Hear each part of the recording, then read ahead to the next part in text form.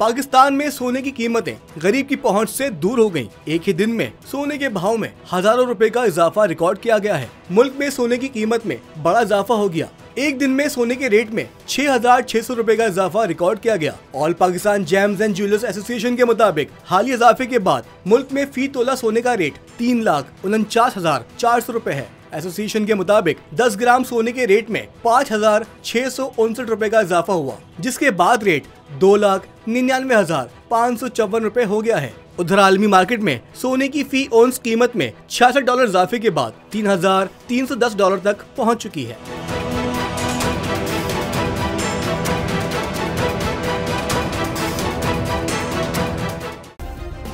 Subscribe करें और bell दबाएं ताकि कोई खबर रह न जाए।